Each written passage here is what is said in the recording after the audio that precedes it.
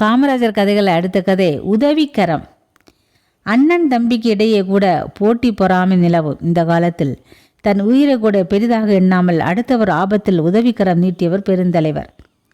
Virudhunagar புல்லக்கோட்டை road வடபுறம் சுண்ணாம்பு கால்வாய்களும் செங்கற் சூளைகளும் அதிகம். அதில் 4 சூளைகளுக்கு சொந்தக்காரர் வேல்கொத்தனார் என்பவர். அவரிடம் 19 வயதே ஆன சின்னராமு என்பவன் உதவியாளராக பணியாற்றி வந்தான். கலவைக்கு களிமண் சுமந்து வருவது போல் சூளை பிரிப்பது வரை நல்ல பயிற்சி உண்டு சின்னராமுக்கு. அது மட்டுமல்லாமல் கொத்தனாருக்கு சுருட்டு வாங்கி கொடுப்பது என்று சின்ன வேலைகளையும் விசுவாசமாக செய்து வந்தான். ஒரு நாள் கொத்தனார், பவளக்காரர் வீட்டுக்குடா, பார்த்து நாளை காலையிலேயே மறுச்சூளை வைக்கணும் என்று சின்னராமுவிடம் கூறினார்.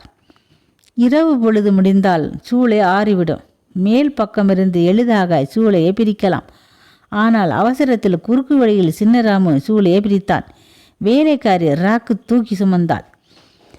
ஆனால் திடீரென்று சூளை சரிய ஆரம்பித்து சின்னராமு சாய்ந்தான். வேலைக்காரி ராக்கு, ஐயா சாமி, ராமு போச்சே என்று கதற ஆரம்பித்தாள். அந்த அபயக்குரல் தோழர்களுடன் உலா வந்து கொண்டிருந்த காமராஜர் காதில் கேட்க ஓடிப்பாய் சூளையில் ஏறி சின்னராமுவின் கையை பற்றி வெளியே தூக்க முயன்றார்.